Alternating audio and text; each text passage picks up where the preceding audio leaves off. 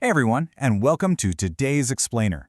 We're diving into a genuinely fascinating, completely invisible world that exists right inside the wires of your home or off-grid power setup. We're tracking down a hidden electrical stress.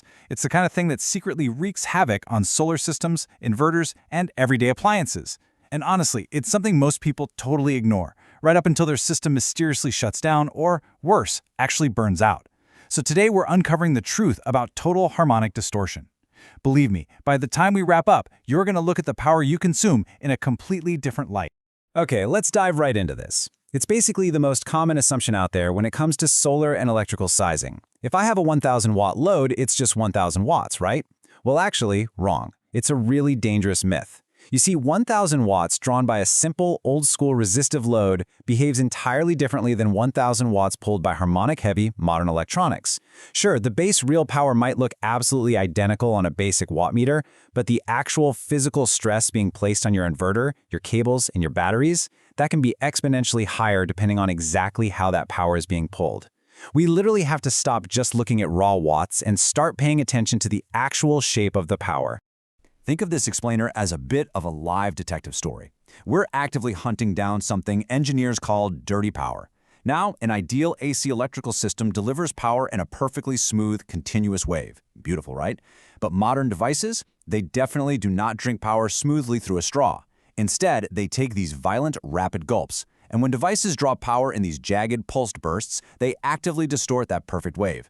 This distortion introduces a hidden stress, a totally invisible threat into your entire electrical system. It degrades performance, creates really dangerous heat, and quietly damages your equipment over time without you even realizing it's happening. To catch this culprit, we need a really good magnifying glass. And in the electrical engineering world, that magnifying glass is a power quality analyzer. This tool measures total harmonic distortion, or THD. In plain English, THD calculates exactly how much extra, unwanted frequency noise is just kind of riding on top of your normal 50 or 60 Hz power cycle. The higher the THD percentage, the more distorted the wave. And here is the absolute golden rule you've got to remember. Higher waveform distortion directly equals higher RMS current, and higher current means dangerous, equipment-killing heat. Period. And this brilliantly illustrates our suspect lineup. We can pretty clearly divide the electrical world into two totally opposing camps. On one side, we've got our linear loads. These are your well-behaved model citizens like incandescent heaters, kettles, and toasters. They draw a perfectly smooth sinusoidal current, which results in a very low THD. But on the flip side, we have our nonlinear loads. These are the modern marvels we all use: LED drivers, laptop chargers, PC power supplies. Because they pulse the current, it results in a heavily distorted waveform and a massive spike in THD. Let's take a closer look at these suspects, shall we? Let's bring in our first suspect, the simple heating appliance. If you hook your power quality analyzer up to a standard electric space heater, you are going to see a beautiful thing.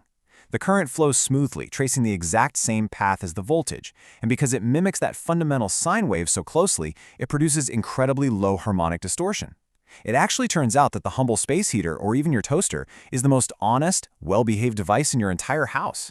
It's totally predictable, it's safe, and your inverter doesn't even have to break a sweat to supply it, even if it's pulling a really heavy load of watts. Both the current and voltage THD stay safely down at the bottom of the charts. All right, now bring in suspect number 2. LED lighting drivers and cheap switching power supplies. You know, exactly like the ones you plug into the wall to charge your phone or laptop.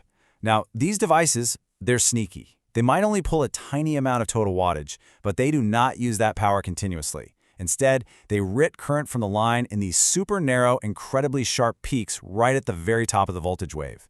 When you view this on an analyzer, the current THD just spikes dramatically. So suddenly, your inverter is forced to deal with this erratic, punchy demand. And let me tell you, that can stress a small off-grid system far, far more than the low wattage rating would ever suggest. Next up is suspect number 3, the refrigerator compressor. Motor loads like this introduce a whole different flavor of chaos. When a fridge first kicks on, it needs this massive momentary surge of current just to get that heavy motor spinning from a dead stop. During that split-second startup, the current rises sharply, the voltage dips, and you get some really severe temporary waveform disturbances. If you have ever run an off-grid inverter and wondered why it randomly overloaded out of nowhere despite seemingly having plenty of headroom, yeah, this is your culprit right here. That harmonic heavy startup surge can violently push your whole system right past its absolute limits. Now, what's genuinely fascinating about all of this is how we actually go about generating the power to feed these devices. Out in the wild, we basically have two main types of inverters: modified sine wave and pure sine wave. The modified sine wave is blocky, it's harsh, and it's heavily distorted straight out of the box. I mean, it naturally contains massive harmonic components. If you test it on an analyzer, the voltage distortion is absolutely off the charts. Conversely, the pure sine wave inverter works incredibly hard to output a clean, smooth, low THD wave that perfectly mimics grid power. We're talking a complete night and day difference in waveform quality here. But what does that harsh modified sine wave actually do in the real world? Well, the physical consequences are severe and, quite frankly, urgent. That distortion literally tortures your everyday appliances. You'll actually hear your transformers audibly buzzing and complaining. The internal operating temperatures in motors, like the one in your fridge or even a simple fan, will just skyrocket, which significantly cuts down their lifespan. The capacitors in your system get pushed to their absolute limits trying to handle those jagged electrical edges. And some sensitive electronics, like modern battery chargers or UPS systems, they'll look at that dirty waveform and simply refuse to operate at all. No way! I want you to burn these three numbers into your memory: 3, 9, and 15. In power systems, we call these the triplet harmonics. They're the 3rd, 9th, and 15th frequencies that exist right above that fundamental wave. And here's why they are so incredibly dangerous, especially if you're a DIY solar installer. Unlike normal currents, these specific invisible frequencies actually add together. They accumulate heavily in your neutral conductors. So you could be drawing what looks like a totally safe, perfectly normal amount of power, but these frequencies are quietly piling up in the neutral wire. This creates dangerous overheating that can easily melt your insulation or, worst-case scenario, start devastating electrical fires. So the crucial takeaway here is that harmonic distortion doesn't just mess with a single appliance. It causes overarching, system-level collateral damage.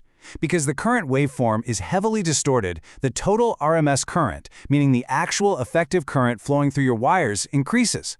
Following basic laws of physics, as that distorted current increases, the heat generated in your wires multiplies exponentially.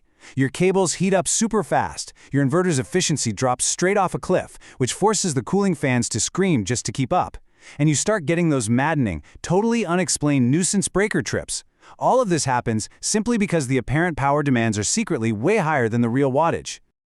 This brings us to a wildly frustrating scenario, and it's an actual mystery solved for a lot of off-grid users out there. I call it the generator UPS rejection. Say you buy a cheap portable generator for backup power. You plug it into your sophisticated hybrid inverter or your UPS system, and crickets. Nothing happens. The charger disconnects, or maybe it rapidly clicks on and off. Why? Well, it's because cheap generators produce incredibly high THD. The waveform is so unstable and so distorted that your smart battery charger's protection circuits just reject it entirely. They're trying to protect your expensive batteries. That generator might run a simple light bulb just fine, but your advanced electronics want absolutely nothing to do with that dirty power.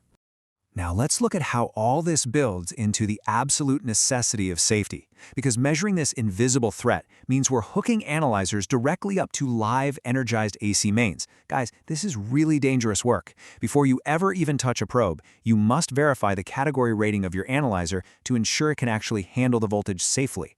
Always inspect your leads for damage and use insulated probes. Adopt the one-hand rule. Keep one hand behind your back or behind the probe guards to prevent a lethal circuit from traveling across your heart.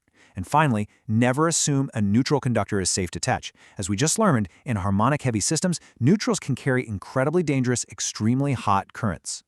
So I want to leave you with this provocative thought to ponder. Are the highly efficient electronics in your home actually secretly destroying your off-grid power system from the inside out? As we've discovered today, wattage alone tells you almost nothing about the true electrical stress on your inverter. It's only by measuring total harmonic distortion that we reveal the hidden electrical truth. Once you start paying attention to waveform quality, you can properly size your cables, pick the right inverter, and ensure your entire system runs cool, safely, and efficiently for years to come. Thanks so much for joining me on this explainer, and remember, keep questioning the power behind your plugs.